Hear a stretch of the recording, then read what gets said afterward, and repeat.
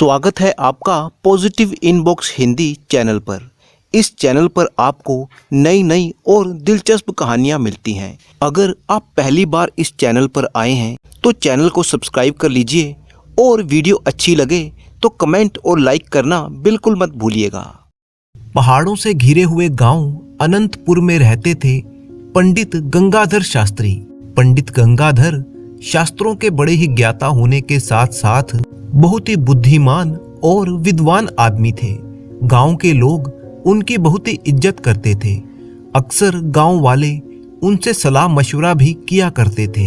अगर गांव में कभी लड़ाई झगड़ा हो जाता तो पंडित गंगाधर उसका निपटारा करवाते थे। इस तरह से पूरा दिन उनके घर लोगों का आना जाना लगा रहता था। इसके अलावा अगर कोई जरूरतमंद आदमी पंडित जी से रुपए पैसे की मदद मांगता तो वो इसे भलाई का काम समझकर कभी पीछे नहीं हटते थे। हालांकि पंडित जी की आमदनी कुछ खास नहीं थी, फिर भी वो अपने घर में आने वालों के लिए खाने पीने का पूरा इंतजाम करके रखते थे। उनके घर में किसी चीज की कोई कमी नहीं थी। कभी कभी पंडित जी के कुछ मित्र भी उनसे मिलने के लिए आ जाया करते थे। एक दिन पंडित जी से मिलने के लिए उनके कुछ मित्र आए। पंडित जी ने उनके जलपान की व्यवस्था की और फिर बातचीत का दौर शुरू हो गया। एक मित्र ने पूछा, पंडित जी, जहां तक मुझे मालूम है आपकी कमाई तो कुछ ज्यादा नहीं है, तो आप इतने लोगों के जलपान की व्यवस्था और जरूरतमंद लोगों की सहायता कैसे कर लेते हैं? ये सुनकर पंडित जी मुस्कुराए और कहने लगे, ये एक राज की बात है। इस राज से पर्दा तब तक नहीं उठ सकता जब तक मैं तुम्हें अपनी जिंदगी के कुछ किस्से ना सुना दूं। इसीलिए अच्छा यही होगा कि तुम इस राज को राज ही रहने दो। मित्रों ने समझा कि शायद इस समय पंडित जी का कुछ बताने का इरादा नहीं है, इसलिए वो चुप हो गए। लेकिन कुछ समय बाद एक बार फिर से दोस्तों ने यही बात पूछी, पंडित जी, आप नेकी और भलाई के कामों में इतना खर्च करते हैं, आपकी आमदनी का कोई साधन तो नहीं है, फिर ये अशर्फियां आपके पास कहां से आती हैं? पंडित जी ने एक बार फिर से ये बात टालने की कोशिश की, परंतु दोस्त इस बार ये राज की बात जानना ही चाहते थे। अपने दोस्तों के इतना जोर देने पर पंडित जी ने कहा कि ये राज जानने के लिए तुम्हें मेरी जवानी का एक किस्सा जानना पड़ेगा। कई बार इंसान की जिंदगी में कुछ ऐसी घटनाएं हो जाती हैं जिन्हें देखकर वो दंग रह जाता है। मेरे साथ भी कुछ ऐसा ही हुआ था। ये आज से 30-32 साल पहले की बात है। मैं उस समय जवान हुआ करता था। मैं हमेशा धार्मिक किताबें और शास्त्रों का अध्ययन करने में व्यस्त रहता था। मेरे साथ मेरे कुछ दोस्त भी थे। हम दिन रात इसी काम में व्यस्त रहते थे। हम शास्त्रों का अध्ययन करते, धार्मिक किताबें पढ़ते। उन दिनों मैं इसी गांव अनंतपुर में रहता था। हमारे गांव में एक बड़े ही विद्वान पंडित जी की बहुत ही चर्चा हुआ करती थी, जो बनारस में रहते थे। वो वेदों और शास्त्रों के बहुत बड़े ज्ञाता थे। लोग दूर दूर से उनसे शिक्षा लेने के लिए पहुंचते थे। मेरी भी उनसे मिलने की बहुत ही इच्छा थी। मैं उनका शिष्य बनना चाहता था। एक दिन मैंने अपने साथियों से कहा कि मैं बनारस जाकर पंडित बनारसी दास के पास शिक्षा ग्रहण करना चाहता हूँ। अगर तुम लोग मेरे साथ जाना चाहते हो तो मेरे साथ चलो, वरना तुम लोगों की मर्जी। मेरे बाकी तीनों साथियों में शायद उतनी हिम्मत नहीं थी। उन्होंने मेरे साथ इतनी दूर जाने से साफ इनकार कर दिया, क्योंकि उन दिनों बनारस पहुंचने में कम से कम 1 महीना लग जाता था। लेकिन मैं अपने फैसले पर कायम था।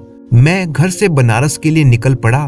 एक लंबा सफर तय करने के बाद मैं बनारस जा पहुंचा। बनारस पहुंचकर पता चला कि पंडित बनारसी दास, जिनका मैं शिष्य बनने आया था, उनकी अचानक मौत हो चुकी थी। ये खबर सुनकर मैं बहुत ही उदास हो गया, परंतु मुझे इस बात की खुशी भी थी कि बनारस में और भी कई प्रकांड पंडित और विद्वान थे जो शास्त्रों के ज्ञाता थे। मैंने सोचा कि चलो कोई बात नहीं, पंडित बनारसी दास ना सही तो मैं किसी अन्य विद्वान पंडित से शास्त्रों का ज्ञान प्राप्त कर सकता हूँ। इसीलिए मैं वापस अपने गांव आने की बजाय बनारस में ही रुक गया। वहीं पर मैंने एक मकान किराए पर लिया और अलग अलग विद्वानों से शिक्षा ग्रहण करने लगा। उन दिनों मेरे साथ बदकिस्मती ये हुई कि मेरे साथ लाया हुआ मेरा सारा धन समाप्त हो चुका था, लेकिन मैंने इसकी कोई परवाह नहीं की। मेरे पास खाने के लिए सत्तू और जैतून के तेल के अलावा और कुछ नहीं था। मैंने इन्हीं चीजों को गनीमत जाना, इन्हीं से अपनी भूख मिटाने लगा। इस तरह रूखी सूखी खाकर मैं अपनी जिंदगी के दिन गुजारने लगा। कुछ ही दिनों में मेरा ये सामान भी खत्म हो गया। हालत ये तक आ गई कि मेरे पास खाने को अब कुछ नहीं था। कई बार तो मुझे भूखा ही रहना पड़ता। इस हालत में जब भूख बर्दाश्त ना हुई तो मैं अपने किराए के मकान से निकला कि शायद रास्ते में कुछ खाने का इंतजाम हो जाए। अगर कुछ भी ना मिला तो किसी मंदिर में मांग कर खाना खाना पड़ेगा। मैं रास्ते पर जा ही रहा था कि तभी सामने रास्ते पर मुझे एक रेशम की थैली पड़ी हुई दिखाई दी। दोपहर का वक्त था, रास्ता बिल्कुल सुनसान पड़ा था। कोई आदमी आसपास नजर नहीं आ रहा था। मैंने वो थैली उठाई और अपने घर में ले आया। घर आकर मैंने जब वो थैली खोली तो उसमें सफेद मोतियों का एक बड़ा ही खूबसूरत हार था। मैंने हार को उलट पुलट कर देखा। हर मोती इस तरह से चमक रहा था कि उनकी चमक देखकर मेरी आंखें दंग रह जाती। मुझे ये समझने में देर नहीं लगी कि ये हार बहुत ही बेशकीमती है। मैंने उस हार को वापस थैली में रखा और अपने बिस्तर के नीचे छुपा दिया। इसके बाद मैं बिस्तर पर लेटकर करवटें बदलता रहा। ये सोचता रहा कि आखिर ये थैली रास्ते में इस तरह से क्यों पड़ी हुई थी। इतना बेशकीमती हार किसका हो सकता है? इस हार का मालिक कौन है और मैं इसे वापस इसके मालिक तक कैसे पहुंचाऊंगा? ये सब सोचते सोचते सुबह हो चुकी थी। कुछ देर सोने के बाद सुबह के वक्त मेरी नींद खुली तो बाहर रास्ते पर बहुत तेज आवाज आ रही थी। मैंने देखा कि एक ऊंट पर एक बूढ़ा आदमी सवार था। ऊंट के आगे कुछ आदमी ढोल बजाते हुए चले जा रहे थे। वो बूढ़ा आदमी थोड़ी थोड़ी देर में ऐलान करता, ए बनारस वालों, मेरी एक थैली गुम हो गई है। उसमें एक हार था, वो हमारा खानदानी हार है। तुम सभी लोग ईश्वर को मानने वाले और बहुत ही ईमानदार लोग हो। जिसको भी वो थैली मिले वो मेहरबानी करके मुझे वापस लौटा दे। मैं थैली वापस करने वाले को 500 अशर्फियां इनाम में दूंगा। ईश्वर आप सब पर अपनी कृपा बनाए रखे। बनारस वालों, ये कहकर वो अपना हाथ हवा में लहराता। उसके हाथ में एक थैली थी जिसमें शायद सोने की अशर्फियां भरी हुई थी। मैं ये ऐलान सुनकर हैरान रह गया। दिल में सोचा कि शायद ये बूढ़ा ही इस थैली का मालिक है। मुझे ये हार उसे जरूर पहुंचाना चाहिए। मैं अभी सोच ही रहा था कि वह ऐलान करने वाला बूढ़ा और उसके साथी मेरे घर के सामने से गुजरे। मैं लपक कर घर से बाहर निकला। ऊंट की लगाम थामकर मैं कहने लगा, बूढ़े बाबा, जरा मेरी बात तो सुनो। बूढ़े आदमी ने झुककर कहा, कहो नौजवान, क्या बात है? मैंने कहा, आप जरा नीचे उतरकर मेरे घर में आइए, आपकी थैली मेरे पास है। बूढ़ा जल्दी से नीचे उतर आया। मैं उसे अपने घर में ले गया और अपने बिस्तर के नीचे वह थैली निकालकर उसको दिखाते हुए मैंने पूछा, बूढ़े बाबा, क्या ये वही थैली है जिसकी आप तलाश कर रहे हैं? बूढ़े आदमी ने मेरे हाथ से थैली झपट ली और तेजी से उसे खोलकर उसमें रखे हार को देखने लगा। बूढ़े ने हार निकालकर देखा, फिर उसे चूमा और फिर मुझसे कहने लगा, नौजवान, यह हार सफर के दौरान मुझसे कहीं खो गया था। मैं इसकी वजह से बहुत ही परेशान था। ईश्वर तुम्हें लंबी उम्र दे। तुम ईमानदार आदमी लगते हो। लो अपना इनाम संभालो। ये कहते हुए अशर्फियों की थैली उस बूढ़े ने मुझे थमा दी। मैंने कहा, बूढ़े बाबा, ये थैली मुझे गली में पड़ी हुई मिली थी। मैं इसे अंदर उठा लाया। यह मेरे पास आपकी अमानत थी। ये तो मेरा कर्तव्य था कि मैं इसको आपको वापस लौटा दूं। मुझे इनाम की कोई ज़रूरत नहीं है। मैं अपनी ईमानदारी को बेचना नहीं चाहता। लेकिन मेरी बात का उस बूढ़े पर कोई असर नहीं हुआ।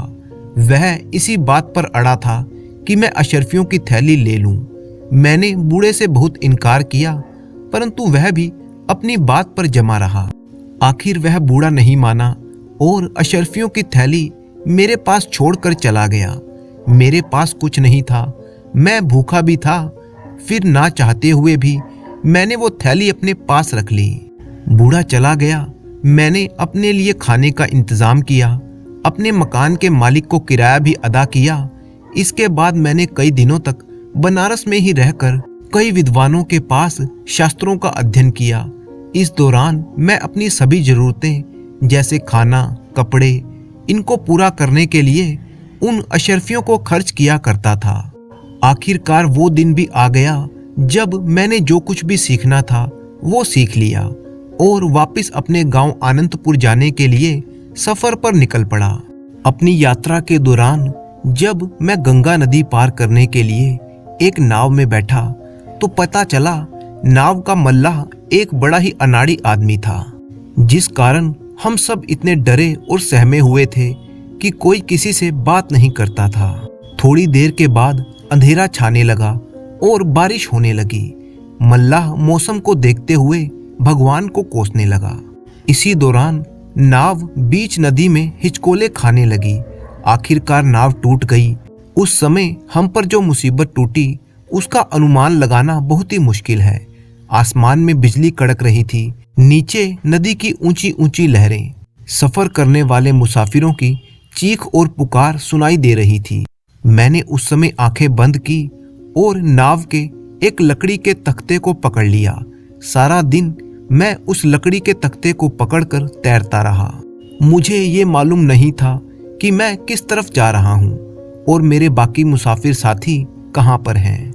आखिरकार वह तख्ता बहते बहते एक किनारे से जा लगा। मैं नदी से बाहर निकला और किनारे पर जाकर लेट गया। जब मेरी हालत कुछ संभली तो मैं आगे बढ़ने लगा। जंगली फलों से मैंने अपनी भूख मिटाई। जब मेरा होश कुछ संभला तो देखा कि वहीं सामने एक गांव था और उस गांव में एक छोटा सा मंदिर भी था। मैं मंदिर में चला गया। वहां पर रखी हुई कुछ धार्मिक किताबें थी जिनको मैं पढ़ने लगा।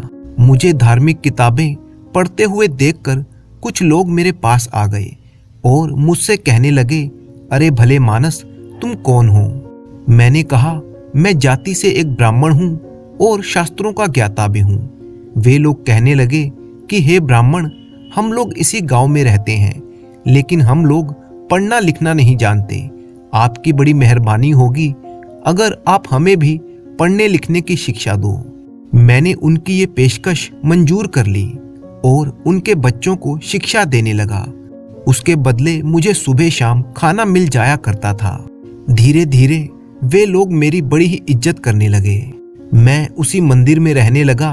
वे लोग मुझे सम्मान के साथ पंडित जी कहकर बुलाते थे। मेरे दिन बड़े ही शांति से गुजरने लगे, लेकिन मुझे ये नहीं मालूम था कि मैं कहाँ पर हूँ और किन लोगों के बीच में हूँ।